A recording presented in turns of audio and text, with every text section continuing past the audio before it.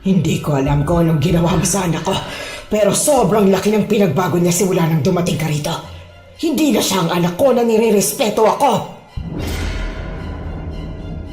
Naging rebelde ako dahil sinasakal mo ko. Hindi mo ako binibigyan ng kalayaan. Hindi mo ako nire-respeto. Papatayin kita ngayong gabi. Isasama kita sa isasahog ko sa mga ulam ko sa karinderya.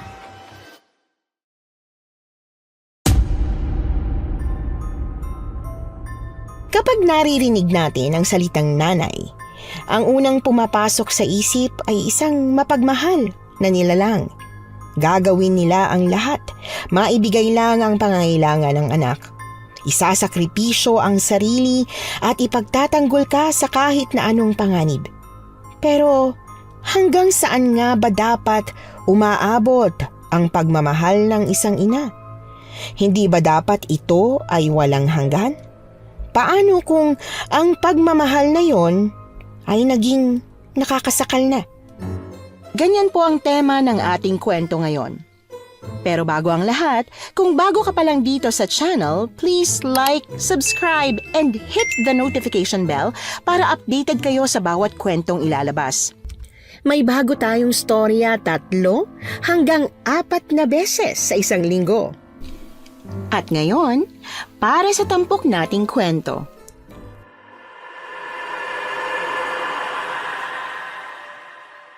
Magandang umaga po, Miss Anne. Tawagin niyo na lang po ako sa pangalang Bea. Isa po akong senior research writer sa ngayon sa mga TV at radyo. Pero syempre, nanggaling din ako sa pagiging baguhan. Ang ikukwento ko po ngayong araw ay tungkol sa kwentong matagal ko ng kinikimkim. Ilang dekada ang pinalipas ko bago ako nagkaroon ng lakas ng loob na ibahagi ito sa publiko. Ito ang nakakakilabot na kwento ko bilang isang baguhang research writer at sana ay magustuhan niyo po. Bea, sigurado ka bang pupunta ka ron na mag-isa? Pwede naman kitang samahan pero sa susunod na linggo pa tayo makakaalis. Makakahintay naman ang kwento mong yan o kaya naman maghanap ka na lang ng pwedeng gawa ng kwento rito sa malapit. Bakit kailangan mo pang pumunta sa ibang lugar para lang sa isang story report? Sir, gusto ko po kasi talaga yung kakaibang kwento. Alam niyo naman po na simula pa noon talagang gusto ko na yung may halong misteryo. Hindi mo alam ang pinapasok mo, bata. Kung sa umpisa, exciting yan. Sinisiguro ko sa'yo na sa kalagitnaan yan, baka mag-back out ka. Ba't naman po ako magbaback out? Gusto ko nga po to. Nako, bahala ka. Basta kapag nakarating ka ron, humanap ka kaagad ng landline na pwedeng tawagan para matawagan mo ako, ha? Malalagot talaga ako sa tatay mo kapag nalaman niyang hinayaan kitang mag-isa. Uy, takot naman po kayo masyado sa tatay ko, sir. Batikan na po si tatay sa ganitong larangan at sigurado akong magiging proud pa siya kapag nalaman niyang pumunta ako doon ng mag-isa. Sa chismis! Alam mo naman na mahilig akong kumain at gumala kasama ang mga kaibigan ko, di ba po, sir? Sa kakagala namin, nakarinig ako ng chismis tungkol sa lugar na yun. At hindi lang isang beses ako nakarinig, ilang beses na. Kaya naisip ko, maganda kung yun ang isusulat ko para sa special report ko. O siya, sige. Huwag lang sana aswang ang makasalubong mo sa bundok na yun. Naku, mas natatakot pa po ako kung mamamatay tao po palang may-ari ng karinderya kaysa sa aswang, no? Di naman po totoo yun. Hindi mo sigurado, Bea. Heto, may ibibigay pala ako sa'yo. Ano po to? Bato? Ano naman pong gagawin ko rito? Basta, ilagay mo lang yan palagi sa tabi mo. Sa wallet, sa bag, o mas mabuti kung sa bulsa. Mapoproteksyon ng kanya sa lahat ng oras. Mula sa naman po to, sir? Di ba ako tatablan ng bala o kutsilyo nito? Sa tagal ko sa industriyang ito, Bea, natuklasan ko na hindi masamang minsan makinig sa payo ng mga matatanda. Imbis na makipagtalo pa kay Sir Vincent, minabuti ko na lang na sundin ang gusto niya. Kinuha ko ang batong binibigay niya sa akin at saka yun inilagay sa wallet ko para hindi ko makaligtaan. Isa akong baguhang research writer at para maging regular, kailangan kong maglabas ng kwentong tatatak sa mga tao. Dahil sa hilig kong kumain sa labas kasamang mga kaibigan ko, natuklasan ko ang tungkol sa isang karinderya kung saan kadalasan daw ng kumakain sa kanila ay bigla na lang nawawala. Ang sabi, dapat daw iwasan ang karinderyang yon, pero ako, kailangan kong mapuntahan. Hindi rin naman ako naniniwala kasi na may kababalaghan ng karinderya sa pagkawala ng mga tao. Naniniwala ako na may eksplanasyon tungkol doon. Hindi na ako nagpatumpik-tumpik pa. Kaagad na akong bumiyahe patungo sa lugar na yon. Halos 4 na oras din ang biniyahe ko hanggang sa makarating ako sa isang stopover. Medyo malayo pa ako sa tinutukoy na lugar kaya naisipan ko na munang huminto sa isang tindahan para makitawag. Hello, Sir Vincent! Oh, Bea. Nakarating ka na ba? Hindi pa po sir eh. Siguro mga 2 oras pa po bago ako makarating. Tumawag lang po ako para ipaalam sa inyo na safe ako. Mabuti naman kung ganon. Basta kapag may pagkakataon ka, tawagan mo lang ako. Opo sir, wag po kayong mag-alala. Tatawag din po ako once na makarating na ako doon. At isa pang bilin, hindi mo kilala ang mga tao dyan kaya mag-iingat ka. Dala mo ba yung batong ipinadala ko sa'yo? Opo, dala ko po. Nagdala na rin po ako ng pepper spray tsaka whistle kung sakaling man na may emergency. Siguruhin mo lang. O siya, tinatawag na ako rito. Mag-ingat ka sa biyahe. Pagkababa ng tawag, nagbayad na kaagad ako sa tindahan na narentahan ko ng landline phone. Pagkatapos ay bumili na rin ako ng makakain sa kanila. Ilang saglit lang ay sumakay na ako ng jeep. Pagkasakay ko roon, narinig ko kaagad ang usapan ng 2 pasahero tungkol sa karinderya kung saan madalas daw ay may nawawalang dayo. Pinaalalahanan pa nga nila yung driver ng jeep na iwasan yung karinderya pero tinawanan lang sila nito dahil imposible daw yon. Ang karinderya kasi ay nasa mismong gilid ng kalsada at lahat talaga ay madadaanan yon. Ang sabi pa nito, hindi naman daw totoo ang mga chismis dahil makailang beses na raw siyang nakakain sa karinderya pero hindi naman daw siya nawawala. Ewan ko ba, pero kahit na ganoon na ang sinabi ng driver, mas lalo pa rin akong nako-curious. Kung ano-anong tanong ang sumagi sa isip ko. Kung saan nanggaling ang haka-haka at kung bakit nga kaya naging matunog ang chismis na yon. Pero habang nasa kalagitnaan ako ng biyahe, pare-pareho kaming nagulat nang bigla na lamang umulan. Sa sobrang lakas ng ulan, halos hindi na makita ang daan. Nawalan din ng preno ang driver na talagang ikinataranta naming lahat. At dahil sa dulas ng daan, tumilapon ang jeep at tumaob sa gilid ng kalsada, padaos-dos sa isang bangin. Ewan ko kung ano ang sumunod na nangyari, basta't ang huling natatandaan ko lang, hindi ako nakalimot na magdasal sa Diyos habang nasa bingit ako ng kamatayan. Ano nang gagawin mo sa babaeng yan? Sinabi ko na sa'yo na pabayaan mo na yan doon at marami nang pwedeng tumulong na iba pero matigas pa rin ang ulo mo at nagpumilit ka. Nay, ako po ang unang nakakita sa kanya kaya ako na po ang tumulong. Ikaw nakakaimpyerna. Ibis na magbubukas na tayo tinulungan mo pa taong yan. Nay, wag po kayong maingay at nagigising na siya. Nasaan ako? Miss, sa wakas nagising ka na. Kumusta ang pakiramdam mo? May masakit pa ba sa'yo? Kasi kung meron, dadalhin kita sa ospital. O bakit? May pera ka ba? Ha, Domeng? Para dalhin niya sa ospital? Rico, ang sakit ng bintit balakang ko. Pero Nay, masakit daw po ang binti niya. Patingin nga!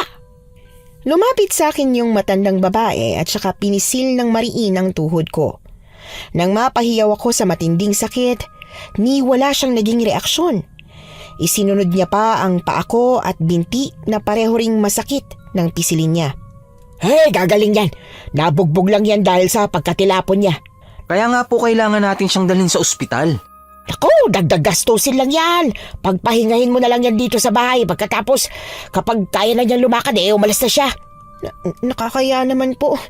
Kung ayos lang po sa inyo, may landline phone po ba kayo? Makikitawag na lang po ako para makahingi ng tulong sa boss ko. Wala kaming landline dito, no? Kung gusto mo tumawag doon ka sa kabilang kalsada, may landline doon. Hayaan mo, makikitawag tayo doon bukas ng umaga. Gabi na kasi at sarado na. Saan mo pala ako nakita? Sa huling pagkakatanda ko, tumilapon ako palabas ng isang jeep. Na-disgrasya yung sinasakyan ko. Ganun pala nangyari sa'yo. Hindi ko nakita ang jeep nung nangangaso ko sa gubat kanina. Ikaw lang ang nakita ko. Ang totoo niyan, takaw disgrasya talaga ang daan dun sa parting yun ng kalsada papunta sa amin. Palibhasa kasi hindi pa yun inaayos ng gobyerno. Paano kaya yan? Nasaan na kaya yung mga kasama ko doon? Hayaan mo at siguradong may makakatuntun din sa kanila. Pero sana lang buhay pa sila kapag nangyari yun. Teka, ayos ka lang ba? Kamusta ang pakiramdam mo? Sobrang sakit ng katawan ko. Ang daming masakit pero itong binti ang pinakamasakit sa lahat Nagamot ko na ang mga sugat mo. Kaya lang, mga halamang gamot lang ang meron kami dito Kung gusto mo, ipipilit ko kay nanay na dalhin ka sa ospital. Anak ko, wag na. Mukhang ayos naman na ako. Maraming salamat pala sa tulong Hayaan mo at susuklian ko ang tulong na ginawa mo para sa akin. Pero, ayos lang ba sa nanay mo na dito muna ako magpalipas ng gabi? Ayos lang yun. Wala rin naman siyang magagawa dahil nandito ka na. Kaya lang, ayos lang ba na nandito ka sa sala? Hindi kasi payag si nanay na ikaw ang nasa kwarto ko. Naku, ayos lang. Walang problema sa akin. Ano palang ginagawa mo rito? Mukhang hindi ka taga rito sa amin Sa itsura mo, para kang taga Maynila. Oo. Taga Maynila nga talaga ako. Ang totoo, pumunta ako rito para sa trabaho Ano bang trabaho mo? Sa ngayon, di ko pa muna pwedeng banggitin sa'yo. Ganun ba? Rerespetuhin ko ang desisyon mo na wag sabihin ng trabaho mo. Pero ayos lang ba kung magtanong ako sa'yo tungkol sa Maynila? Ha? Pwede naman, pero bakit? Ano kasi? Nakakahiyaman pero hindi pa kasi ako nakakarating sa Maynila. Pangarap ko kasing makarating dun. Hoy, ano ka ba naman? Mangangarap ka na lang Dapat mas taasan mo na. Dapat mangarap ka ng makarating sa ibang bansa. Madali lang makarating sa Maynila, no? Uy, teka. Bakit parang ang seryoso naman yata ng mukha mo? Kasi kung para sa'yo madali lang makarating sa Maynila, para sa akin mahirap. Hala. Bakit naman? Dahil ba kulang ka sa pamasahe? Hindi. Basta. O sige na nga. Ano ba kasi yung tanong mo tungkol sa Maynila? Sasagutin ko sa abot na makakaya ko. Marami kaming pinag-usapan tungkol sa Maynila. Sinabi niya rin sa akin ang pangalan niya at iba pang mga detalye tungkol sa kanya. Hindi ko alam pero napakadali lang ang makipag-usap sa kanya. Siguro dahil natural na mabait si Domeng. May busilak siyang puso. Ramdam kong lumaki siya ng maayos sa piling ng kanyang ina. Pero sa kabilang banda, nakakatakot talaga ang nanay niya na si Aling Mireng. Naputo lang ang usapan naming dalawa nang kumulo na ang tiyan ko nang dahil sa gutom, kaya ipinagluto niya ako ng hapunan. Maraming salamat dito sa lugaw at itlog na niluto mo Nabusog talaga ako. Walang problema. Medyo nakakahiya nga dahil yan lang ang naipakain ko sa'yo. Wala ka kasing pwedeng kainin dito kundi yan lang Walang pwedeng kainin? Ano ka ba? May pagkain ba kayo dito na hindi pwede para sa akin? Wala naman akong allergy sa kahit na anong pagkain.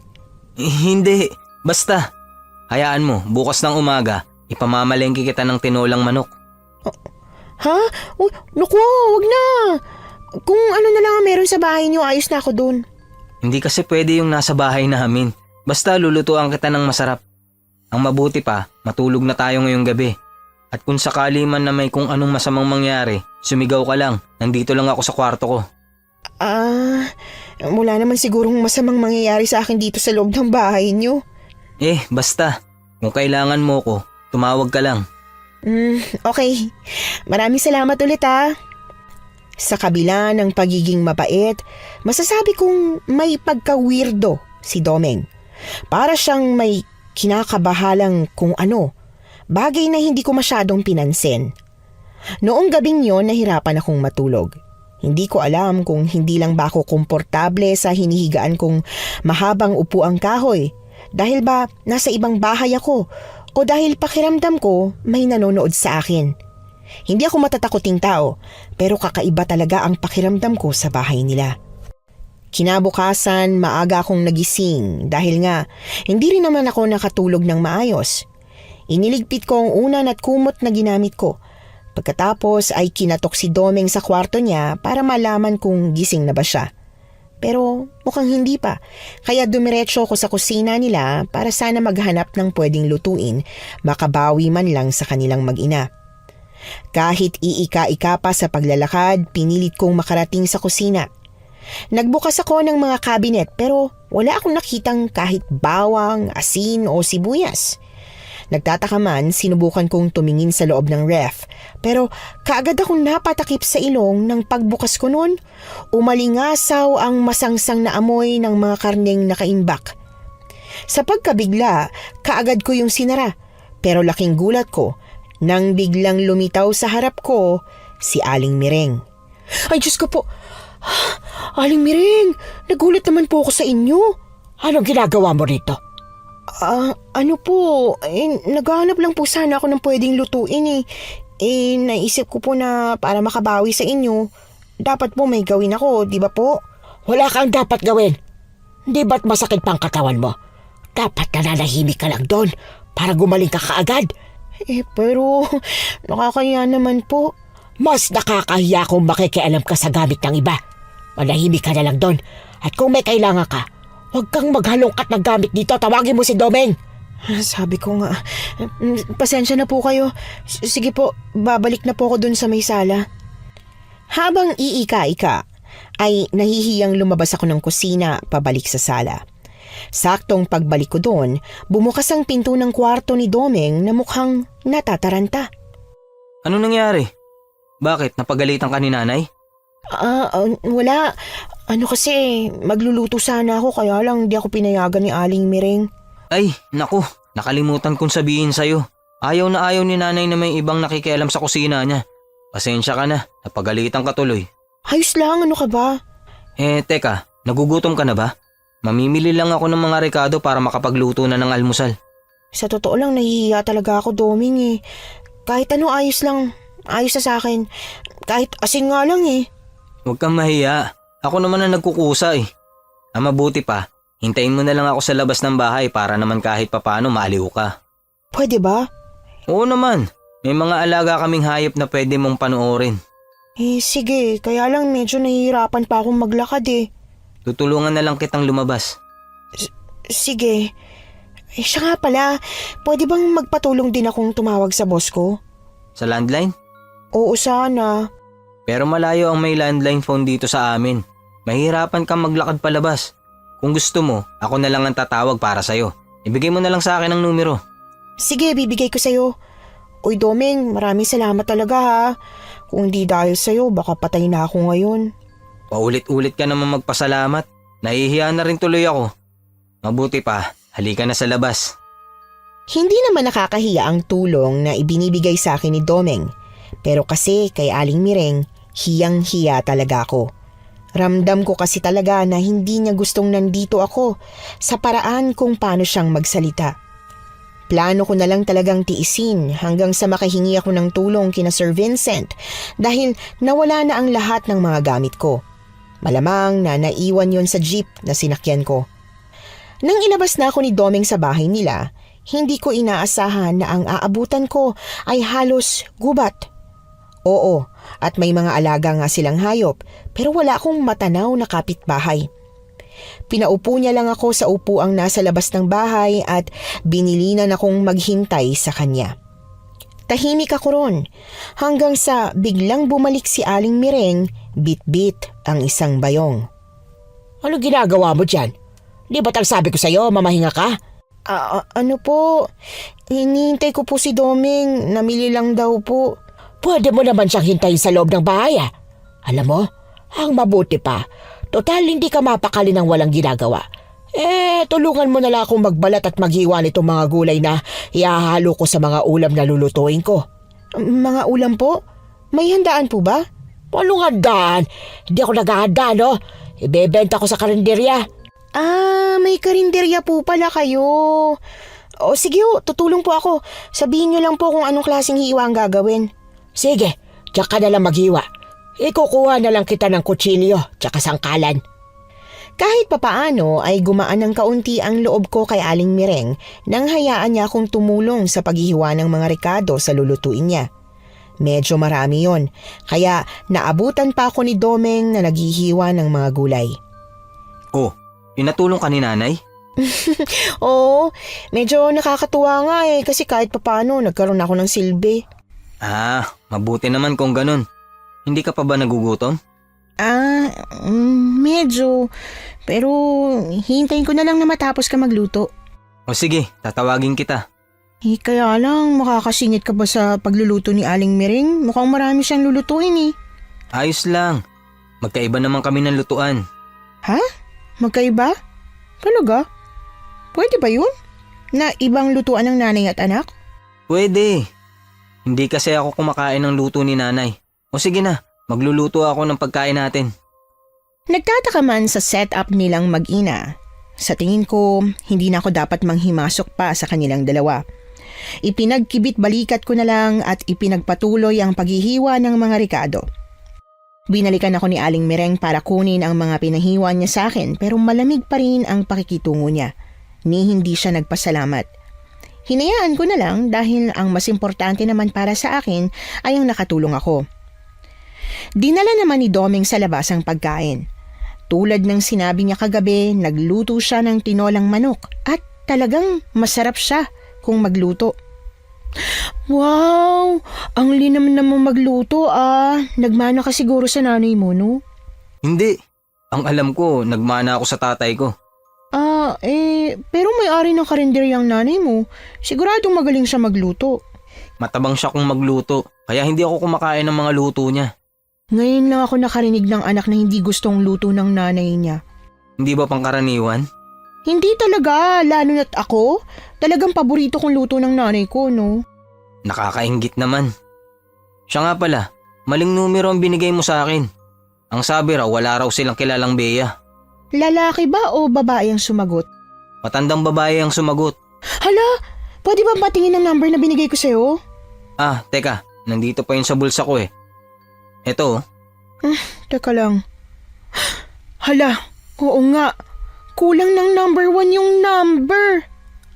Nakakainis naman. Sayang yung oportunidad.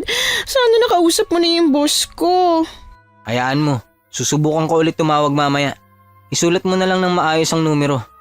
Sige, pero hindi ba malaking abala sa'yo yun? Ako na lang kaya kapag kaya ko nang lumakad ng malayuan. Ayos lang. Para naman masundo ka na nila. Bakit bigla ka yatang nalungkot? Hindi naman. Naisip ko lang, nakakainggit kasi pupunta ka na ng Maynila. Kung may pagkakataon ba? Gusto mo bang sumama? Ha? Oo naman. Gusto ko. Pwede bang isama mo na lang ako ron? Hindi madali ang buhay sa Maynila, Doming. Kung pupunta ka doon, kailangan mo maghanap ng trabaho. Pero kung talagang gustong-gusto mo, susubukan kitang tulungang makahanap. Kaya lang, hindi mo na kita sasama ha. Babalikan na lang kita kapag sigurado may trabaho na. Ayaw naman kitang paasahin. Talaga? Babalikan mo ako? Oo naman, kung talagang gusto mo Gustong gusto ko. Ano nga palang tinapos mo? Para naman mahanapan kita ng disenteng trabaho. Tinapos? Tinapos saan? Sa pag-aaral. Nako, yun lang. Kailangan ba yun? Oo naman, kailangan yun. Teka, huwag mong sabihin na... Hindi pwedeng hindi ko sabihin eh. Hindi ako nakapag-aral. Talaga? As in, no read, no write? Nakakapagsulat at nakakapagbasa naman ako dahil tinuruan ako ng nanay ko pero wala akong diploma. Kahit elementary? Wala talaga. Ibig bang sabihin yan, hindi na talaga ako pwedeng pumunta sa Maynila? Pwede naman, pero kasi baka maging mahirap ang trabaho mo dun Alam mo na, ayoko masaktan ka kasi pangarap mong Maynila. Ayos lang sa akin ang mahirap na trabaho. Basta makarating lang ako sa Maynila. Kakaiba ka talaga, Doming. Hindi ko alam kung bakit gustong-gusto mo sa Maynila, pero... sige na nga, tutulungan na kita. Yun, aasahan ko yan ha. Oo, malaking naitulong mo sa akin kaya gusto ko makabawi kahit papano. Kakaiba ang saya sa mga mata ni Domeng. Para siyang isang bata na napagbigyan sa matagal niya ng inaasam-asam na hiling. Kaya alam ko na dapat hindi ko siya biguin. Kung kinakailangang suyurin ko ang Maynila para lang makahanap ako ng trabahong pwedeng tumanggap sa kanya, gagawin ko. Yon ang itinatak ko sa utak ko. Pagkatapos namin kumain, naglinis na siya ng buong bahay. Nalaman kong wala siyang trabaho bukod sa tinutulungan niya ang nanay niya sa lahat ng gawaing bahay at pati na rin sa karinderya. Bandang 12:00 ng tanghali, nagpaalam na siyang aalis para tulungan ang nanay niya kaya naiwan ako sa bahay. Wala akong ibang nagawa kundi ang matulog ng matulog sa maghapon kaya kinagabihan gising na gising ako. Kamusta ka naman dito sa bahay, Bea? Ayos ka lang ba? Ang totoo niyan, hindi talaga ako sanay na palagi lang nakakulong sa loob ng bahay. Kaya nahihirapan ako. Kaya nga kailangan mo talagang magpahinga. Pero bukas kung sakali mang ayos na ang binti mo, pwede kang sumama sa amin sa karinderya. Kahit hindi ka tumulong, sumama ka lang. Talaga? Uy naku, gusto ko yan. Pero, kakayanin ko ba maglakad papunta doon? Sa likod lang naman ng bahay namin ang karinderya. Ha? Paano sa likod? Malalaman mo rin bukas. Siya nga pala, bumili na ako ng hapunan natin. Tara na, kain na tayo. Bumili? Mabutit hindi nagtampo si Aling Mireng dahil sa iba ka bumili ng ulam. Wala naman ang natitira sa ulam niya. Madalas talagang walang natitira sa benta niyang ulam. Wow, malakas palang karinderya niyo, no? Hindi rin. Mahina nga eh. Simula nung... Simula nung ano? Wala. Ang mabuti pa, kumain na tayo. Kukuha na ako ng pinggan. Teka, hindi mo ba talaga kasabay kumain ng nanay mo? Hindi kami sabay kumain, mamaya pa yung kakain. Ah, ganun ba? O sige, may matutulong ba ako? Ayos lang, maupo ka lang dyan. Nakakapagtaka talaga silang mag-ina. Habang mas tumatagal ako sa bahay nila, mas nawiwirdohan ako sa relasyon nilang dalawa. Para kasing hindi sila pamilya kung magturingan. Pero kung titingnan naman sila, magkahawig naman, halatang mag-ina. Curious man ako sa kanila, hindi ko naman magawang magtanong. Kasi sino ba naman ako para makialam sa kanilang dalawa? Pagkatapos namin kumain, nagpaalam na kaagad si Domeng na magpapahinga na siya dahil napagod daw siya sa maghapon. Kaya ang ginawa ko na lang, nanghingi ako sa kanya ng papel at ballpen na pwede kong magamit habang nagpapalipas ng mga oras na hindi ako inaantok. Napagpasyahan kong isulat ang lahat ng mga nangyari sa akin sa loob ng 2 araw. Naaliw ako sa pagsusulat kaya hindi ko na namalayan ng oras. At nang hihiga na sana ako para matulog, natigilan ako nang makarinig ng kalabog mula sa labas. Kinakabahan man bumangon ako at kaagad na nagtungo sa bintana para tingnan kung ano yung kumalabog. Noong una, wala akong makita. Hanggang sa napansin ko na sa may bandang likod kung saan may pinto papuntang kusina, ay naroon si Aling Mireng na may kung anong inilalabas mula sa sako. Madilim kaya hindi ko masyadong makita kung ano yon, pero halos mapatalon ako sa gulat nang makitang may inilalabas siyang tila kamay ng tao. Sino yan? Bea? Anong ginagawa mo dyan? Ano po Aling Mireng? Ano po, may narinig po kasi akong kalabog. Ayos lang po ba kayo? Ayos lang ako. Matulog ka na dyan at wag mo na akong pansinin. Pero parang nahihirapan po kayo dyan eh. Gusto niyo po ba ng tulong? Sinabi ko nang matulog ka na, hindi ba? Matulog ka na at wag ka na makailan pa. Opo, hindi na po. Isara mo ang bintana. Opo, isasara ko po. Natatarantang isinara ko na nga ang bintana saka ako nagmamadaling bumalik sa upuan. Takot na takot ako sa paraan kung paano kong sinigawan ni Aling Mireng. Para kasing galit na galit siya. Mas lalo tuloy akong hindi nakatulog, lalo pa at alam ko na katabi ko lang ang kusina. Naririnig ko ang ginagawa niya ron. Parang may tinatadtad siya. Pero hindi ko magawang sumilip. Hindi dahil bawal, kundi dahil natatakot ako sa kung anuman ang tinatadtad niya, lalo na't may napansin akong tila kamay ng tao na inilalabas niya mula sa sako. Hindi yon tao. Yon ang paulit-ulit kong itinatak sa ulo ko hanggang sa makatulog ako ng tuluyan. Nagising na lang ako nang tumama na ang sikat ng araw sa mga mata ko at may tumatapik na sa balikat ko. Bea, gising na, tanghali na. Doming, nagulat naman ako sa'yo. Natutulog ka lang, bakit ka nagulat? Nanaginip ka ng masama? Hindi naman.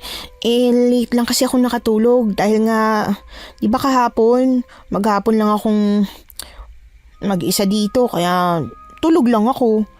Kaya, ayan, nabigla ako nung gisingin mo ko. Ganun ba? Tara na at bumangon ka na. Tingnan mo nga kung medyo maayos na ang mga binti mo.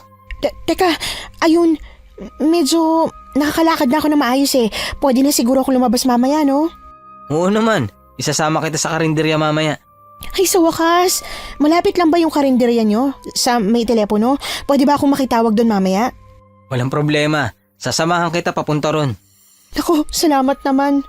Excited ka na bang umuwi?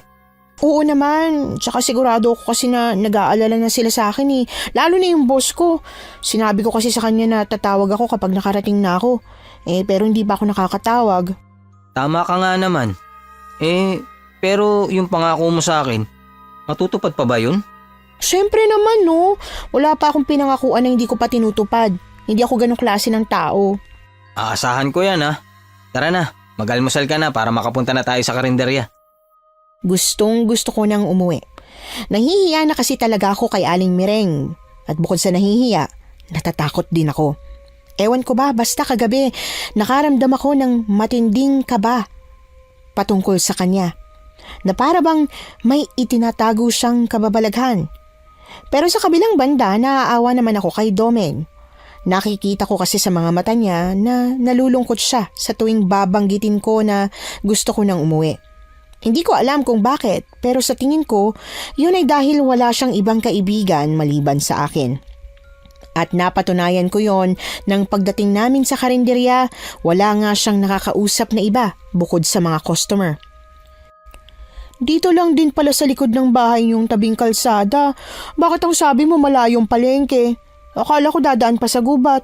Malayo naman talaga eh. Doon pa yun sa kabilang kanto. Pero hindi mo talaga nasabi sa akin na hindi naman pala dadaan sa gubat? Nasa likod lang pala ng bahay niyo yung kalsada? Pasensya naman. Hindi ko na naisip ipaliwanag sa'yo. Siya nga pala, napansin ko na halos lahat ng mga kumakain dito sa inyo. Parang hindi mo kilala. Wala ka bang kaibigan man lang na kumakain dito? Wala akong kaibigan. Ha? Uy nako, imposible naman yan. Wala naman sigurong tao na walang kaibigan. Ano ba yung kaibigan? Seryoso? Hindi mo alam ang ibig sabihin ng kaibigan? Oo, ano ba kasi yun? Yung kaibigan, yung nakakausap, o kaya naman nakakabiruan mo. Tsaka yung komportable ka kapag kasama mo, mga ganun. Ibig sabihin kaibigan kita? Ha? Kung komportable kang kausap ako, oo, syempre magkaibigan na tayo. Kung yung kausap ko, may mga nakakausap ako sa palengke at saka sa may tricyclean. Pati na rin sa mga kalapit na tindahan. Marami akong nakakausap. Pero wala ka bang nakakausap palagi? Yung nakakasama mo sa gala o kaya trip sa buhay? Trip? Ano yun? Naawa tuloy ako sa'yo. Dapat magkaroon ka ng kaibigan.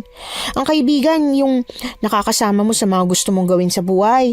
Yung kasama mong tumawa, kasama mo sa malulungkot na araw, tsaka kung ano-ano pa. Parang ang saya magkaroon ng ganun.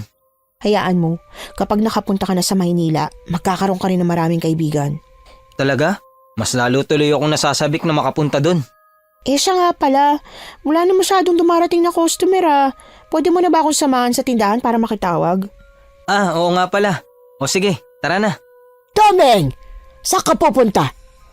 Nay, sasamahan ko lang po si Bea papunta sa tindahan. Makikitawag daw po siya. Ganun ba? Magpapasundo na ba siya? Opo, Nay. Mabuti pa nga. Pero bilisan mo ha. At maya-maya may customer na uli. Sige ho, Nay. Nasabik ako nang papunta na kami sa tindahan. Nahihirapan pa rin talaga akong maglakad pero pinilit ko ang sarili ko para lang makausap ko na si Sir Vincent. Alam ko na talagang nag-aalala siya sa akin at baka nga ipinalagay niya na ako sa missing person. Pagkarating sa tindahan, binigyan ako ni Domeng ng pambayad. Ang sabi niya sa akin, babalikan niya na lang daw ako at baka mapagalitan siya ni Aling Mireng. Pumayag na rin ako dahil nga gusto ko ring makausap ng pribado si Sir Vincent. Hello? Sino to? Sir Vincent, ako po to. Bea? Naku po, Diyos ko. Ang tagal kong hinintay ang tawag mo. Alam mo bang pinalista na kita sa missing person? Hindi mo pa ba napapanood sa TV? Ay hindi po sir, wala po kasing TV tong napuntahan ko eh. Ano ba kasing nangyari sa'yo, ha? Bakit ngayon ka lang tumawag? Naaksidente ho ako sir. Sa sobrang lakas ng ulan, tumilapon yung sinasakyan kong jeep. Ako, mabuti na lang po at may mabuting tao na tumulong sa akin. Kaya lang walang-wala po akong pera para makauwi eh. Nawala po kasi lahat ng mga gamit ko. Nako, nasaan ka ba? Ipasusundo kita. Teka lang po. Hindi ko po kasi talaga alam kung nasan ako. Napilayan po ako eh. At nahirapan po akong lumabas. Ngayong araw lang po ako nakalabas eh. O siya, sige. Magtanong-tanong ka kung nasaan ka. Teka lang ho, Ale. Pwede po bang malaman kung anong address po dito? Tinanong ko ang tindera na nagbabantay sa tindahan. Sinagot niya rin naman kaagad ako na sinabi ko rin kay Sir Vincent. Ano? Nandiyan ka na pala sa location na pupuntahan mo eh. Ha? Hala, oo nga po no. Hindi ko napansin. Sige sir, huwag niyo na po muna ako ipasundo. Gagawa pa po ako ng kwento. Ano? Nadisgrasya ka na't lahat? Yung kwento pa rin ang gusto mo? Bea, ipasusundo na kita. Hindi po sir. Siguro, bigyan niyo pa po ako ng mga 2 araw. Ay nako, napakatigas naman talaga ng ulo mo. At saka nga po pala, yung taong tumulong po sa akin dito, gusto niya po kasing maghanap ng trabaho sa Maynila eh. Meron po bang available? Kaso lang, hindi po kasi siya nakapag-aral eh. Meron namang available dito. Pero janitor, marunong naman ata siya maglinis. Opo sir, sigurado pong marunong siya. Pero ang tanong, kilala mo ba yan? Mabuting tao ba? Sir, kung di po dahil sa kanya, patay na ako ngayon. O sige, ako nang bahala sa kanya.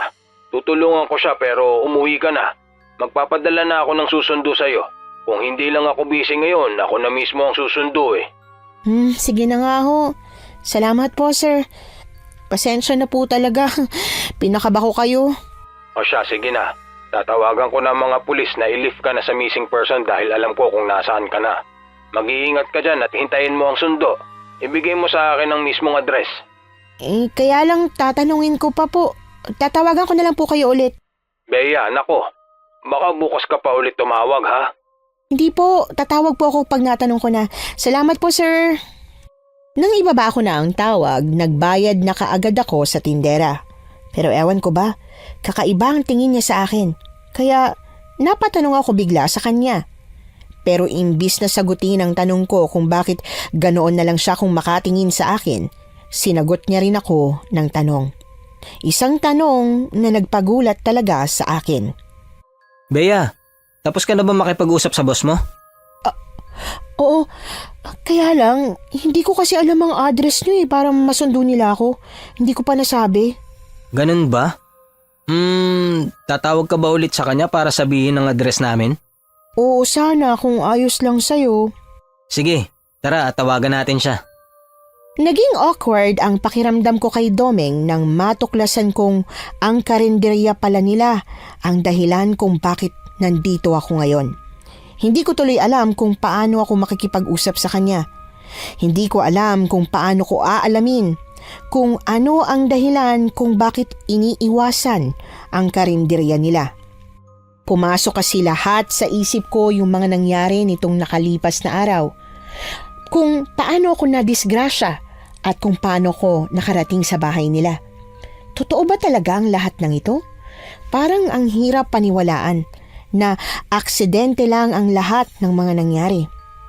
Matapos sabihin ni Domeng ang address ng bahay nila, bumalik na kami sa karinderya. Kung kanina, nanonood lang ako sa mga dumarating at umaalis na customer. Ngayon, tahimik na akong nagmamasid at pinag-iisipan ang lahat. Tama pa bang mag-imbestiga ako? Tama ba bang gawan ko ng kwento ang mga tumulong sa akin? Kanina ka pa tahimik ah. Ayos ka lang ba? Oo. Medyo masakit lang ang ulo ko pero ayos lang ako. Dapat pala pinabalik na kita agad sa bahay kaninang tanghali nung nakatawag ka na sa boss mo. Ibig bang sabihin yan? Aalis ka na? Opo. Baka bukas po ng umaga nandito na sila. Mabuti naman kung ganon. Di na ako maiilang sa sarili kong bahay. Pasensya na po talaga kayo sa abalang nagawa ko, Aling Mireng. Huwag po kayong mag-alala. Mag-aabot po ko ng bayad sa inyo sa pagtulong niyo po sa akin. Nako, wag na. Basta't makaalis ka na lang dito, masaya na ako. Nanay naman, wag naman po kayong ganyan. Doming, naiintindihan ko naman si Aling Mireng. Di nga naman talaga komportable na may ibang tao sa bahay. Ngayon lang naman nangyari to. Hindi naman palaging may tao sa bahay. At hindi na mauulit-ulit, Doming. Mauna na ako. Marami pa akong gagawin. Doming, alam mo, parang hindi natutulog si Aling Mireng. Di ba nakakasama sa kanya na halos hindi siya nagpapahinga? Nung isang gabi kasi, naabutan ko siyang may bit-bit na sako at naglalabas siya ng mga... Anong nakita mong ginagawa ni nanay? May hinihila siyang sako tapos kumuha siya ng parang karne yata yun o kahoy. Hindi ako sigurado kasi malayo Tsaka sa gabi, naririnig kong nagtatadtad siya. Parang hindi kasi natutulog ang nanay mo. Karne nga siguro ng baboy ang nakita mo. At oo, sa gabi rin yun inaasikaso bago siya matulog. Hindi mo lang siguro napapansin na natutulog din siya. Pero bakit sa gabi? Dahil sa gabi lang siya may oras. Mas mabuti kung ikaw ang gumagawa nun kasi ikaw ang lalaki. Mabuti at kaya pa ni Aling Mireng. Hindi ako pwedeng makialam sa trabaho ni nanay. Di ba nga sabi ko sa'yo, walang pwedeng makialam sa kusina niya. Kasama ako ron. Ganun ba? Grabe pala sa pagiging strikta ang nanay mo, no? Oo, strikta talaga siya.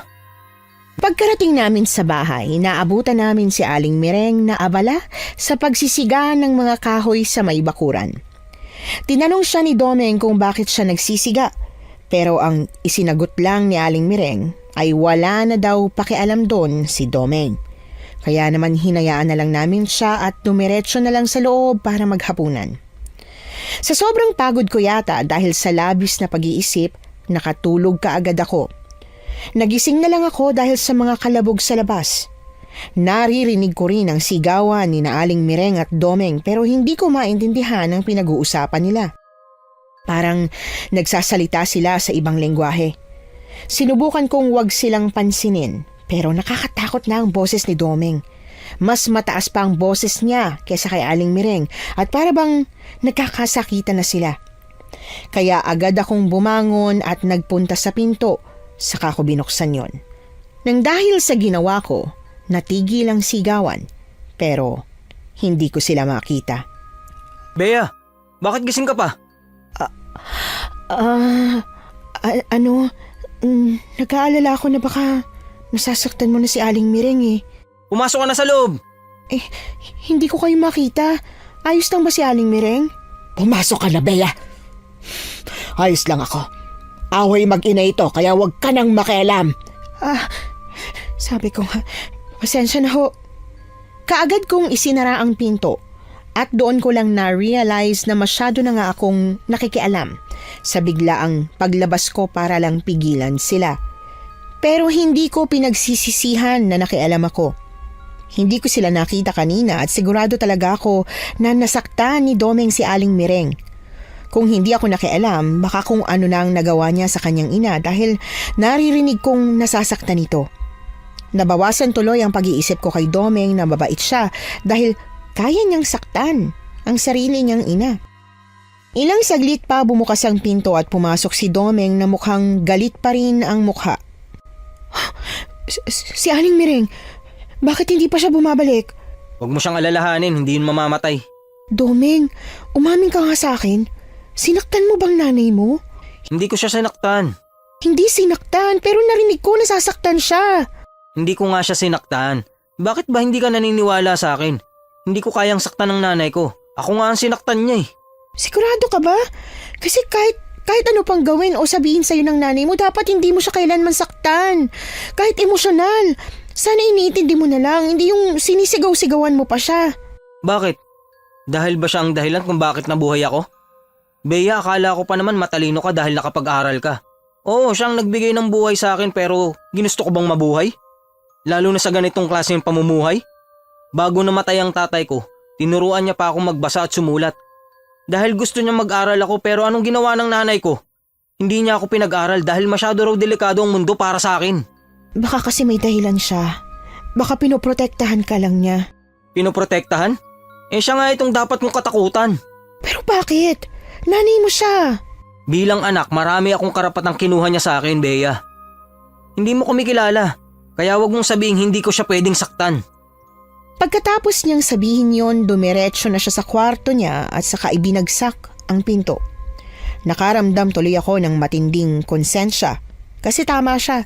Hindi ko sila kilala para sabihin ko yon sa kanya. Sa kung paano sila magturingang mag-ina, alam ko naman na talagang may kakaiba sa kanilang dalawa. Ramdam ko sa una pa lang na hindi sila ordinaryo, pero nahusgahan ko pa rin si Domeng. Buong gabing hindi na talaga bumalik si Aling Mereng sa loob ng bahay. Hindi ko alam kung saan siya natulog. Saka ko lang siya nakita ng umaga na at naghahanda na siya para sa mga lulutuin niya sa karenderya. Aling Mereng, ako po bang pinag-awayan niyo ni Domeng kagabi? Oo, ikaw nga. At kung ikaw nga talaga, alis ka na ba? Pasensya na po talaga kayo sa laki ng abalang nagawa ko sa inyo mag-ina. Hindi ko alam kung anong ginawa mo sa anak ko, pero sobrang laki ng pinagbago niya simula nang dumating ka rito. Hindi na siya ang anak ko na nirerespeto ako. Aling Mereng, hindi po ako ganong klase ng tao. Wala naman po akong sinasabi sa kanya na... Talaga ba? At sa tingin mo paniniwalaan ko yan, ha? Aling Mereng, Umalis ka na rito, Bea. Hindi ba tumawag ka na sa boss mo? Eh bakit wala pa sila rito? inaasahan ko pong darating sila ngayong araw. Huwag po kayong mag-alala. Aalis na po ako at hindi na po ako manggugulo. Siguruhin mo lang. Dahil sa oras na hindi ka pa umalis dito ngayong araw, hindi mo magugustuhan ang mangyayari. Talagang kinilabutan ako sa sinabi ni Aling Mereng. Pakiramdam ko may masama siyang gagawin sa akin kung hindi agad ako aalis. Sa takot ko, gustong-gusto ko nang tawagan si Sir Vincent at tanungin kung kumusta na ang mga susundo sa akin. Pero nahihiya naman akong unang kausapin si Domeng dahil sa pagtatalo namin kagabi. Sasama ka ba sa karinderya? Oo sana. Sa tingin ko kasi mas mabuting nandun ako. Aabangan kong dumating yung sundo ko. Oo nga pala. O sige, tara na. Domeng, teka lang. Ano kasi, tungkol kagabi, pasensya ka na sa mga nasabi ko ah. Alam kong nagpadalos-dalos ako sa mga binanggit ko. Hindi ko masyadong napag-isipan. Mali talaga ako sa mga sinabi ko at tama ka. Hindi ko kayo ganong kilala para magsalita ako ng hindi maganda. Ayos lang. Naiintindihan din naman kita. Alam kong nabigla ka lang din sa pag-aaway namin ni nanay. Hindi nga pala kagaya ng sa inyo na... Na ano? Wala. Ang sabi ko, halika na. Pumunta na tayo sa karinderya. Baka dumating na ang mga susundo sa'yo tapos wala ka ron.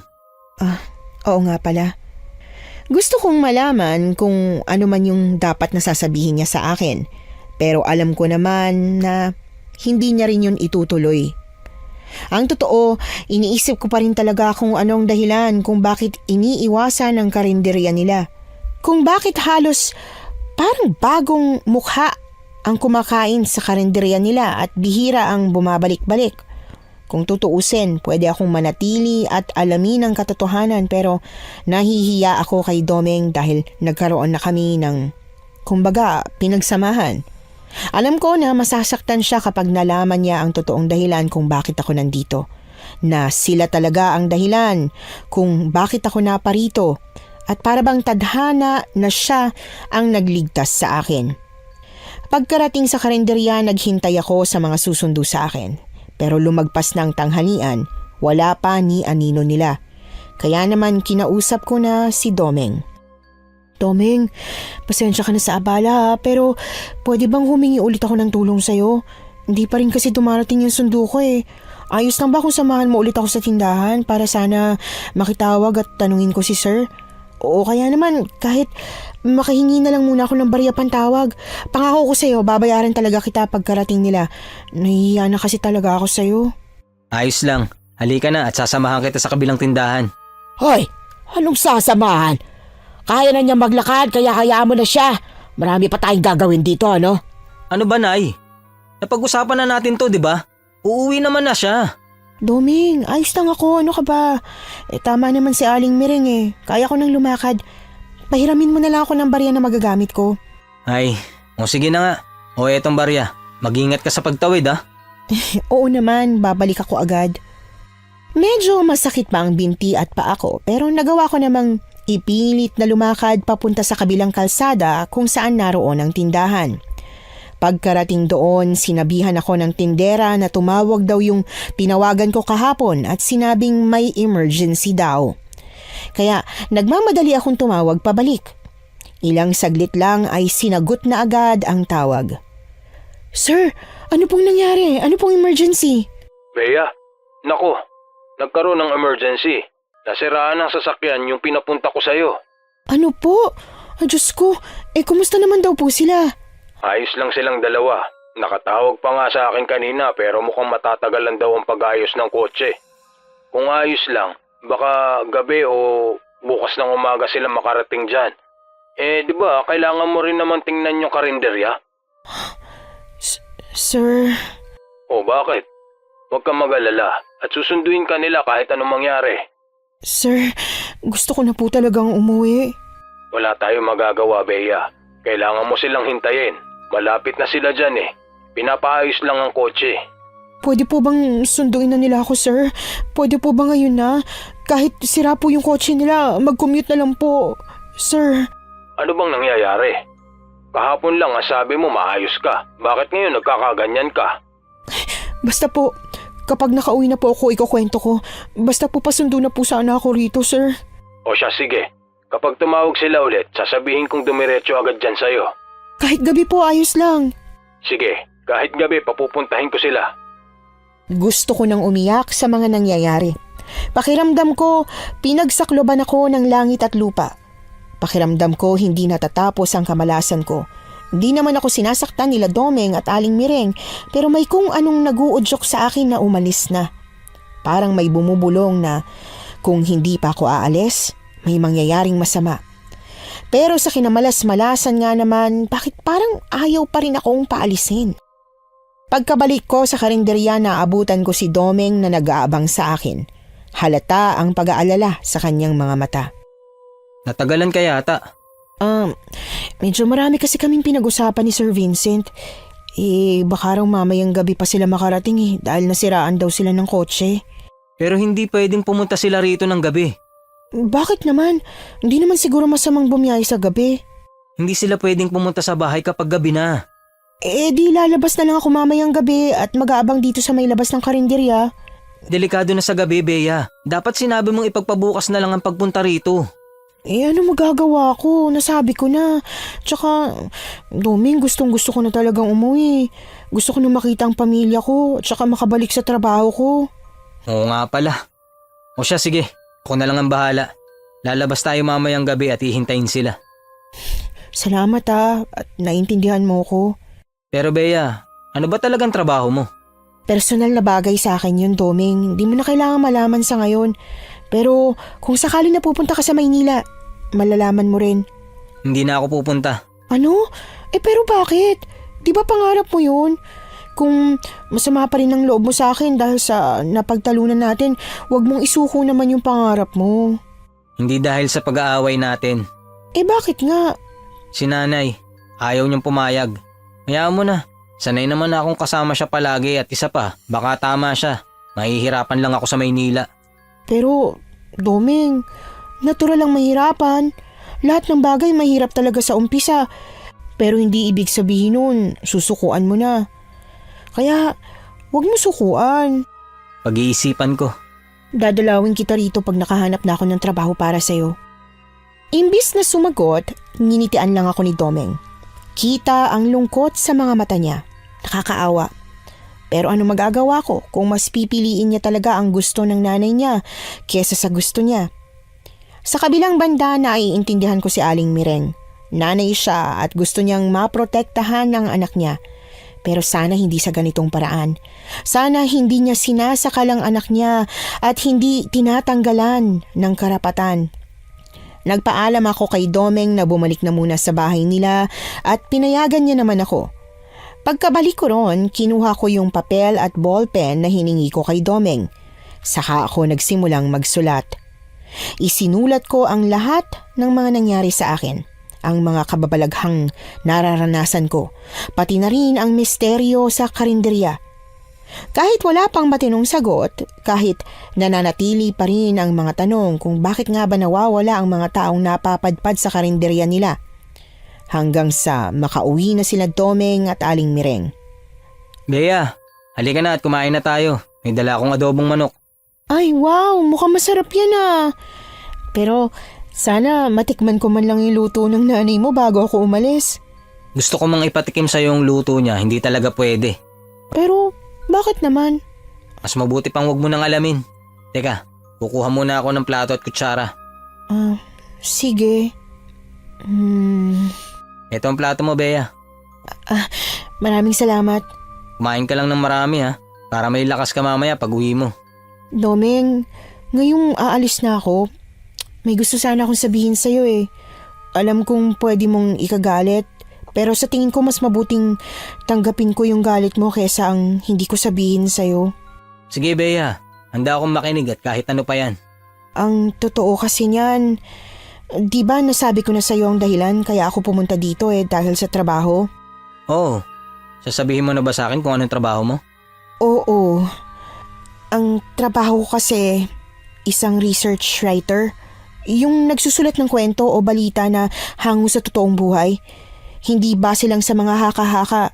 Kaya talagang pinupuntahan namin yung lugar o nagre-research kami kung saan-saan para malaman kung totoo nga yung narinig naming kwento. At yung kwento ng karinderya namin ang napili mong isulat? Ibig sabihin, alam mong usap-usapan tungkol sa inyo? Oo, alam ko. At marami ng kagaya mong sumubok ibalita ang karinderya namin. Pero lahat sila walang napatunayan. Kaya nga napagpasyahan ko na hindi na ituloy dahil wala naman talaga eh. May napansin man akong kakaiba sa inyo mag-ina. Hindi naman siguro totoong nawawala ang mga tao nang dahil sa inyo. 'Di ba? Ang mabuti pa kumain ka na. Domeng, bakit mo binabago ang usapan? Bea, may mga tanong na minsan mas mabuting hindi na natin malaman. Ibig sabihin, totoo nga? Imbis na sagutin ako, minadali na lang ni Domeng ang pagkain. Sa totoo lang, gustong-gusto ko talaga siyang pilitin pero iniisip ko kasi kung paano niya nasisigawan si Aling Mireng noong isang gabi. Natatakot ako na baka magalit din siya sa akin at humantong kami sa ganoon kaya nanahimik na lang ako. Nang matapos na kaming kumain, tahimik niyang iniligpit ang mga pinagkainan namin. Bagay na talagang ikinabahala ko lalo na at dumiretso na siya sa kwarto niya pagkagaling sa kusina. Ayokong mag-demand pero ang sabi niya kasi sa akin, sasamahan niya akong maghintay sa labas ng karinderya nila. Kaya lang, nag-umpisa ng lumalim ang gabi pero hindi pa rin siya lumalabas ng kwarto. Gusto ko siyang katukin pero nahihiya ako. Hanggang sa hindi ko na natiis. Tumayo na ako at kinuha ang papel na pinagsulatan ko ng lahat ng mga nangyari sa akin dito. Pagkasuksok ko ng papel sa bulsa, akmang lalabas na sana ako nang may marinig akong impit na sigaw mula sa labas. Nakaramdam ako ng matinding kaba. Kaya, imbis na lumabas na kaagad, patagong sumilip na muna ako ng bintana. At talagang nanginginig ang buong katawan ko nang makita ko si Aling Mireng na may hinihilang babae. Pilit itong kumakawala kay Aling Mireng pero malakas talaga ang nakatatandang babae. Nagagawa niya pa rin itong hatakin ng marahas. Sa labis na pagkataranta, kaagad kong kinatok si Domeng sa kwarto niya. Domeng! Domeng, buksan mo pinto! Si Aling Mireng! Si Aling Mireng, may hinahatak na tao sa labas! Domeng! Bea, anong nangyayari? Domeng, si Aling Mireng, may hinahatak siyang tao dun sa labas. Hindi ko alam kung anong ginagawa niya pero... Diyan ka lang, huwag kang lalabas. Pero ano ba kasing nangyayari? Bakit hinihila niya yung babae? Hindi na ako sinagot ni Domeng. Sa halip ay nagmamadali na siyang lumabas ng bahay. Habang ako naman dumiretso sa bintana at pinanood ko kung ano ang mangyayari. Nanlaki ang mga mata ko nang makitang hahampasin na sana ni Aling Mireng yung babae, pero tila maging siya ay nagulat nang makita niya si Domeng. Domeng, anong ginagawa mo rito? Bakit gising ka pa? Kung hindi ako nagising, pumatay ka na naman ng tao. Tao pa rin talaga ang isasahog mo sa mga ulam natin? Hindi. Domeng, ano ba kasing nangyayari sa'yo? Matagal naman ang tao ang sinasahog ko sa mga ulam natin Nay, hindi na po kayo naawa. Ilang beses na akong nakiusap na itigil nyo na po. Itigil nyo na. Hindi ko pwedeng itigil ito. Dahil kung titigil ako, ikaw ang mapapahamak. At paano ako ang mapapahamak? Ikaw ang may gusto niyan. Ikaw ang gumagawa. Kaya bakit akong idadahilan mo? Dahil kung titigil ako, magiging aswang ka. Hindi totoo yan. Kay tatay ako nagmana. Hindi ako aswang tulad mo. At sinong may sabing nagmana ka sa tatay mo, ha? Pwede kang maging isang aswang sa oras na tumigil ako sa ginagawa ko. At sa paanong paraan? Hindi nakasagot si Aling Mireng. Halatang dahilan lang talaga niya ang lahat para gawin ang karumaldumal na pagpatay ng mga tao. Halos masuka ako sa lahat ng mga nalaman ko. Kaya pala, hindi ako pinapakain ni Domeng ng mga lutong ulam ng nanay niya. Kaya pala ilag siya sa kanya. At kaya pala galit ang nanay niya na nandito ako dahil ayaw niya pala sa tao. Sa totoo lang, gustong-gusto ko nang lumabas. Gusto ko nang tumakas. Pero halos hindi na ako makagalaw dahil sa labis na panghihina ng aking mga tuhod. Hindi ka makasagot, di ba? Dahil wala naman talagang totoong dahilan. Pinoprotektahan lang kita, Domeng. Alam mo, dati ka namang nakikinig sa akin Dati ka namang walang pakialam, pero simula nang makasalamuha ka ng mga tao, naging ganyan ka na. At mas tumindi pa ngayong dumating na yung Bea na yan. Hindi sa wala akong pakialam noon. May paki ako pero hindi ako makapagsalita. May paki ako pero wala akong magawa. Hindi ako makapagsalita dahil ano namang labang ko sa'yo, Nay? Hindi totoo yan. Dati ka nang may respeto at magalang na anak. Pero dahil sa mga taong yan, naging rebelde ka na. Naging rebelde ako dahil sinasakal mo ako. Hindi mo ako binibigyan ng kalayaan. Hindi mo ako nire-respeto. At ngayon, ano gusto mo gawin ko? Itigil ko ang pagpatay sa mga tao? At paano tayo mabubuhay? May mga hayop na pwedeng lutuin. Pero hindi tayo mabubuhay sa hayop, Domeng. Alam na alam mo yan. Nabuhay ako ng ilang taon nang hindi kumakain ng mga ulam na niluto mo. Ilang taon lang. Paano pa ang mga susunod na taon? Tama na ang usapang to, Nay. Ang mabuti pa, iiwan na kita. Ayoko na sa ganitong buhay. Pagod na akong intindihin ka. At saan ka pupunta? Sa Maynila? Kasama yung Bea na yan? Oo, sasama ako sa kanya at wala ka nang magagawa. At sa tingin mo ba hahayaan ko yung mangyari? Hindi. Mamamatay muna siya bago pa kayo makapunta sa pinapangarap mong Maynila. Namilog ang mga mata ko nang biglang lumingon sa akin si Aling Mireng. Galit na galit ang mga mata niyang nanlilisik. Bago pa man ako makaatras, nagbago na ang kanyang itsura. Tinubuan siya ng pakpak at mabilis na lumipad patungo sa akin. Napatili ako ng malakas at mabilis na yumuko para magtago bago niya pa ako maabutan. Pero imbis na makatakas, nahablot niya ang buhok ko at mabilis na kinaladkad ako palabas ng bahay nila. Peste kang babae ka! Ikaw ang dahilan kung bakit kami nag-aaway ng anak ko! Aling Mireng, tama na po. Bitiwan niyo na po ako. Huwag niyo po ako papatayin, Aling Mireng. Papatayin na kita ngayong gabi. Isasama kita sa sasahog ko sa mga ulam ko sa karinderya. Hindi mo gagawin yan, Nanay. Ako muna ang makakalaban mo. Kaagad na tumilapon ako sa lupa nang sumugod si Domeng kay Aling Mireng. Hindi ko nakita kung ano na ang mga sumunod na nangyari dahil ininda ko pa ang sakit ng pagkakabagsak ko. Pero nang marinig ko ang mahinang ungol ng babae sa tabi ko, dumilat agad ako. Nakita ko ang duguan niyang mukha habang nakatitig sa akin. Ilang segundo akong nakatulala lang. Iniisip ko pa kung anong dapat kong gawin hanggang sa bigla akong natauhan. Buhay pa siya at kailangan niya ng tulong. Nagmamadali akong bumangon kahit sobrang sakit ng katawan ko. Tinulungan ko ang babaeng bumangon at pilit na sinabihang magpakatatag siya dahil tatakas kami. Kahit hirap na hirap, pinilit naming maglakad papunta sa likod ng bahay.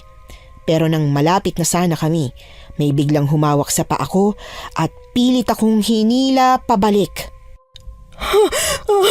Bitiwan mo ako, pakiusap, Aling Mireng! Hayaan mo na po ako! Hindi kita hahayaan. Ginalit mo na ako kaya papatayin na kita. Wag, Aling Mireng! Kapag pumatay po kayo ng tao, mas lalong sasama ang loob ni Domeng sa inyo! Masama na ang loob niya sa akin. Mas mabuting, mas pasamain ko pa. Hindi na talaga nagpaawat pa si Aling Mireng. Pilit niya akong kinaladkad habang ang mukha ko ay halos mabugbog na sa pagtama sa lupa. Umiyak na ako at nang ihinto niya ang pagkaladkad niya sa akin, pinihit niya ako paharap. Doon bumungad sa akin ang nakakahilakbot niyang mukha. Mas matanda kaysa sa mukha niya bilang tao. Tila naaagnas pa ang balat niya. Ang tagal kong nagtiis, Bea. Ilang araw kang nandito at gustong-gusto na kitang kainin. Pero dahil nirespeto ko ang anak ko, hinayaan kita. Ngayong dinumihan mo ang isip niya, wala na akong pakialam pa. Wag po! Wag po, Aling Mireng! Wag! Inangat niya ang kamay niya. Pagkatapos ay tumubo ang mahahaba niyang mga kuko. At nang ididikit niya na sana sa dibdib ko, hindi niya maituloy. Anong? Bakit ganito? Bakit parang bakal ang dibdib mo? Hindi ko matusok. May anting-anting ka? Hindi ko alam. Kaagad ko siyang tinulak palayo at mabilis akong bumangon para tumakbo. Pero dahil sa sobrang dami kong sugat, nadapa lang din ako at nahirapang tumayo. Nang pilit pa sana akong babangon, nakita ko si Domeng na hinaharang si Aling Mireng. Opo, Nay. May anting-anting si Bea at ako ang naglagay nun sa kanya, kaya hindi mo siya masasaktan. At paano ka naman nagkaroon ng anting-anting, Aber? Hindi nyo na kailangang malaman. Paalisin nyo na lang po kami ng matiwasay kung ayaw nyo pong tayo ang magiging magkaaway. Hindi pa ba kaaway ang tingin mo sa akin ngayon, Domeng? Tama na po, Nay. Hayaan nyo na po kaming umalis. Agad lumapit sa akin si Domeng at saka ako tinulungang tumayo. Hinawakan niya ang braso ko at inilagay sa balikat niya. Halika na, Bea. Bumalik na tayo sa inyo. Huminto ka, Domeng! Kapag umalis ka, hindi kita mapapatawad! Pasensya na ho kayo, Nay. Pero hindi ko na kayang mabuhay lang sa tabi nyo habang buhay. Binabalaan kita, Domeng! Pero hindi na nagsalita pa si Domeng. Dire-diretso na kaming naglakad papunta sa gate na nasa likod ng bahay nila. Buong akala ko ay hahayaan na kami ni Aling Mireng pero nagulat ako nang may humawak sa balikat ni Domeng at hinatak siya palayo. Sa gulat ko napalingon ako at nakita si Aling Mireng. Walang kasing tindiang galit sa mga mata niya. Halo-halong emosyon ang naroon. Puot, galit, kalungkutan at pagkamuhi. At sa isang kisap mata nabigla ako nang kapain niya ang bulsa ng suot kong shorts at hinatak ang nakapaloob doon, yung itim na batong pinadala sa akin ni Sir Vincent. Umusok ang mga kamay niya, unti-unting nalalapnos yon pero wala na siyang pakialam. Hinagis niya ang bato at akmasa nang sasaksakin ako sa puso pero nasagi ko ang kamay niya kaya sa tiyan yon napunta. Napasinghap ako sa matinding sakit. Bumaba ang tingin ko sa tiyan ko at nakita kung paano unti-unting sumisirit ang dugo. Bea! Wala nang sisira sa ulo mo, Domeng. Papatayin ko na siya. Pagkahatak ni Aling Mireng sa kamay niya, napaluhod ako sa lupa. Umagos ang dugo sa tiyan ko na agad kong tinakpan. Pilit kong pinipigilan ang pagtagas pero hindi ko magawa. Hanggang sa nanghina na ang katawan ko at bumagsak na ako sa lupa. Habang naghihingalo ako at pilit sinusubukang manatiling gising, nakita ko kung paano nilabanan ni Domeng si Aling Mireng. Galit na galit siya. Pinakita niya kung ano ang tunay niyang nararamdaman. At nang unti-unti nang nanlalabo ang mga mata ko, nasaksihan ko kung paano nagbagong anyo si Domeng. Isa na rin siyang aswang. Huli na nang napabagsak na niya sa lupa ang nanay niya at bumukas bigla ang gate. Narinig ko ang boses ng mga katrabaho kong sumundo sa akin, kasunod ng sirena ng pulis. Bea! Bea! Gising ka na ba? Sir, Gising na siya! Nurse! Tawagin niyo ang doktor! Gising na ang inaanak ko! Bilisan niyo! sir, Anak, huwag ka na muna magsalita. Mahina ka pa. Tatawagin muna natin ang doktor. ngayon ko lang po kayo narinig na tinawag akong anak. Nako, ikaw talagang bata ka. Malilintikan ako sa tatay mo dahil sa nangyari sa'yo. Diyos ko, muntik ka na mamatay. Si Domeng po. Naisip mo pa talaga ang ibang tao? Huwag mo munang intindihin ng taong yon. Isipin mo muna ang sarili mo. Pero siya po ang nagligtas sa akin. Nagligtas? Pinatay niya ang sarili niyang nanay. Nasaan na po siya? Malamang nasa kulungan. Sir, tulungan niyo po siyang makalabas. At bakit ko tutulungan makalabas ang isang mamamatay tao? At ang sarili niya pang ina? Dahil ang tunay na mamamatay tao ay yung nanay niya. Ano ka ma? At paano nangyari yon? Basta po, sabihin niyo po sa mga pulis. Sa kusina niya, may tinatago si Aling Mireng sa kusina niya. Saktong pagkasabi ko noon, dumating na ang doktor na titingin sa akin. Nalaman kong ilang araw na pala akong hindi gumigising dahil sa tindi ng nangyari sa akin. Marami akong sugat sa katawan dahil nga sa pagkakakaladkad sa akin. Malalim din ang sugat ko sa tiyan at maraming dugo ang nawala. Inakala nila na hindi na ako magigising. Nag-alala na ang tatay at nanay ko pero hindi sila makabalik agad sa Pilipinas kaya si Sir Vincent na ninong ko rin ang nagbantay sa akin. Tinanong ko rin kung anong nangyari doon sa babaeng muntik ng patayin ni Aling Mireng pero wala raw balita. Buong akala ko babaliwalain ni Sir Vincent ang sinabi ko tungkol sa kusina ni Aling Mireng. Pero sa sumunod na araw, bumalik siya na may isang nakakatakot na balita. Paano mo nalaman ang tungkol sa kusina ni Aling Mireng? Ano pong nakita nila sa loob ng kusina niya?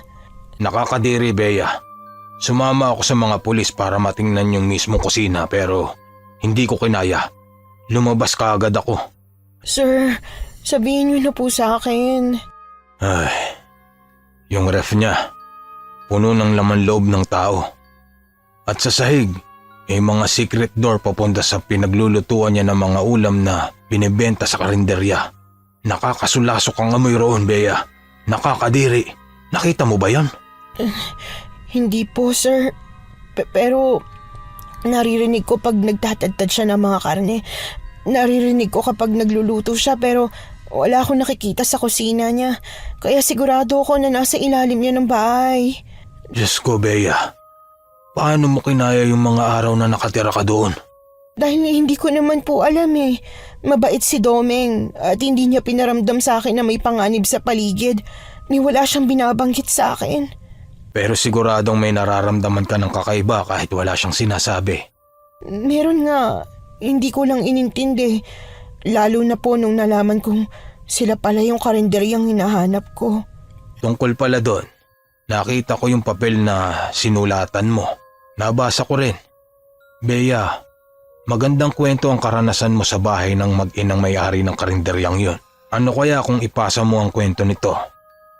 Sir, hindi ko pa po alam kung ipapasa ko ba ang kwentong to. Pero bakit? Magandang kwento ito, Bea. Di ba ito ang gusto mo? Yung kwentong misteryoso at may kababalaghan. Isa pa, ikaw mismo ang naka-experience. Opo, pero ayokong pagkakitaan ng kwento ni Domeng. Pero bakit naman?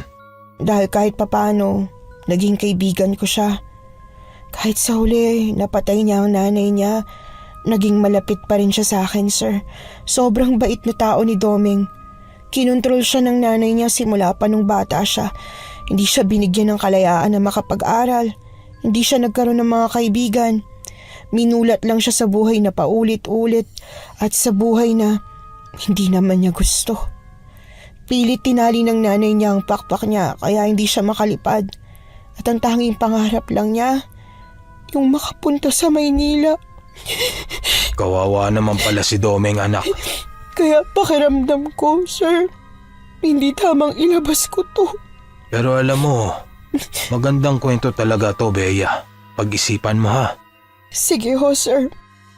Alam kong magiging magandang kwento ang naging karanasan ko sa bahay ni na Domeng. Kahit na siguradong marami ang tataas ang kilay at magtatanong kung totoo ba. Pero natatakot ako sa magiging reaksyon ni Domeng kaya pilit kong itinago ang tungkol sa bagay na yon. Matapos ang 1 buwan, nakauwi na rin ako sa bahay namin. Pero bago ko umuwi, nakausap ko pa yung babaeng muntik nang mapatay ni Aling Mireng. Nagpasalamat siya sa akin dahil kung hindi ko raw siya tinulungan, malamang napatay na siya. Nang sabihin niya yon, imbis na maging masaya ako dahil may natulungan ako, mas nakaramdam pa ako ng matinding konsensya. Kasi kung sinunod ko kaagad ang nararamdaman kong kakaiba, edi sana mas marami pa akong natulungan.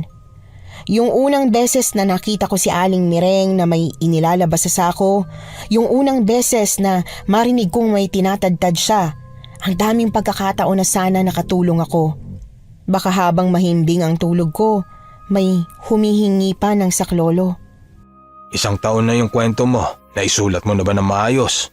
Opo sir, naisulat ko po ng maayos pero wala po akong balak na ilabas sa segment natin. Pero bakit naman? Sayang naman kung hindi mo ikukwento. Nasagot ko na po sa inyo yan noon, sir. Sir, wag niyo naman po akong pilitin. Okay, sige, hindi na.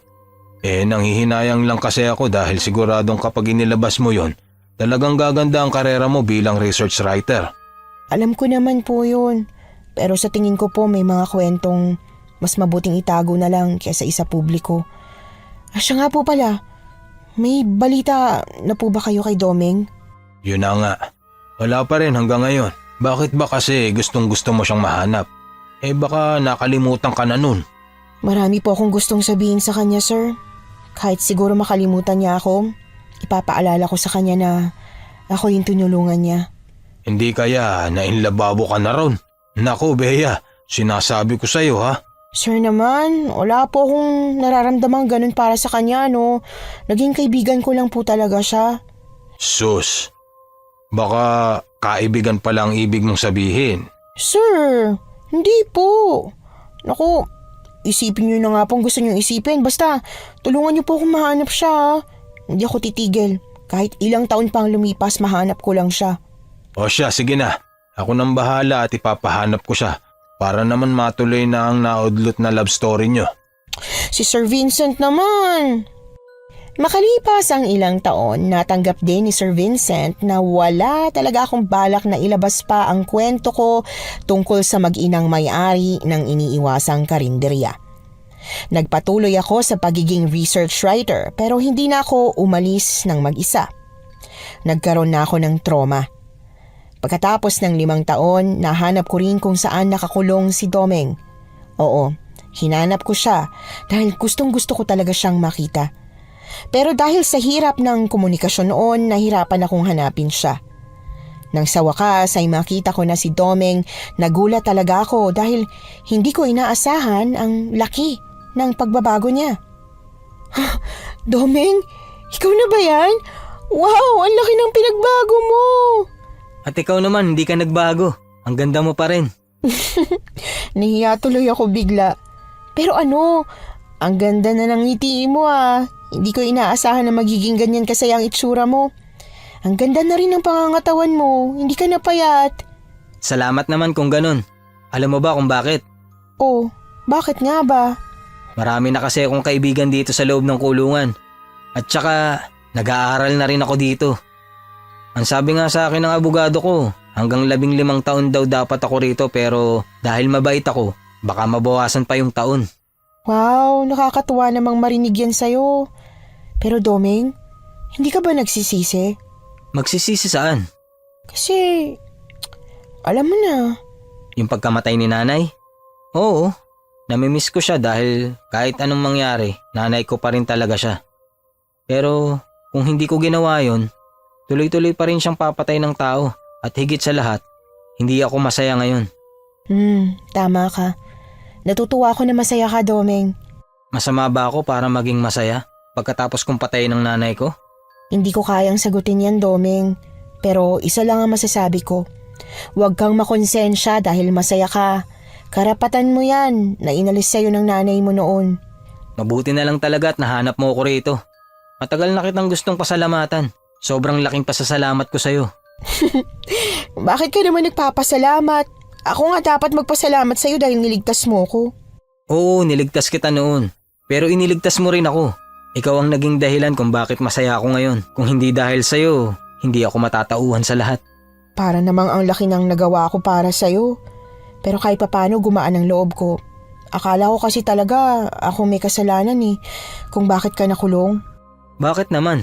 Kasi syempre akala ko kung hindi ako dumating, hindi mo napatay ang nanay mo. Naku, paikot-ikot na lang tayo. Basta kung ano man ang nangyari, nangyari na. Siya nga pala, kapag nakalabas na ako dito sa kulungan, matutulungan mo pa rin ba ako sa paghahanap ng trabaho? Anong trabaho bang gusto mo? Kahit anong trabaho, basta disente at magiging tunay na tao ako. Teka lang, nakita kitang nag-anyong aswang noon. Hindi ka ba? Oo, nagaan yung aswang talaga ako.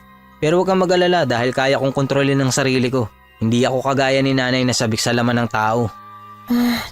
Mabuti naman kung ganun. Bale, magkita na lang ulit tayo sa susunod Dadalawin kita ulit.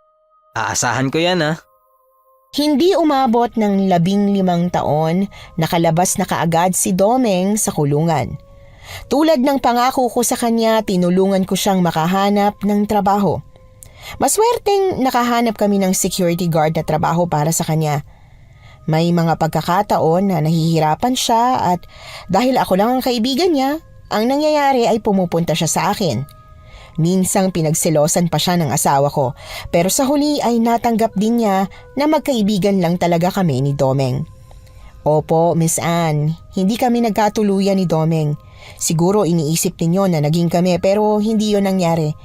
Walang balak si Domeng na magkaroon ng asawa dahil natatakot siya sa pwedeng mangyari kung sakali man na magkaanak siya. At higit sa lahat, wala kaming nararamdaman para sa isa't isa. Siguro napapaisip ang listeners kung bakit inilabas ko ang kwentong ito sa channel ninyo. Pero yon ay dahil sa tingin ko, panahon na. Masyado ko nang kinimkim ito ng matagal at nagpaalam din naman ako kay Domeng. Isa pa, gusto ko rin ito dahil anonymous. Hanggang dito na lang po ang kwento ko at ng naging kaibigan ko na si Domeng. Maraming salamat po sa pakikinig hanggang dito sa dulo. Nagustuhan niyo po ba ang ating kwento ngayong araw? Kung oo ang sagot at hindi mo pa nagagawa, subscribe na. Click the notification bell para updated ka sa tuwing maglalabas kami ng bagong kwento. Click like at mag-iwan na rin ng comment. Masayang-masaya ako tuwing nagbabasa ng messages mula sa inyo. At kung may sarili kayong karanasan na gusto nyong ibahagi sa amin, email lang sa missanhorrorstories@gmail.com. Dire-diretso lang, missanhorrorstories@gmail.com. Malay nyo, sa susunod, yung kwento na ninyo ang binabasa namin para sa ating mga tagapakinig. Hanggang dito na lamang muna at muli po, ito po ang inyong si Miss Anne. Nagpapasalamat sa inyong patuloy na pagmamahal at pagsuporta.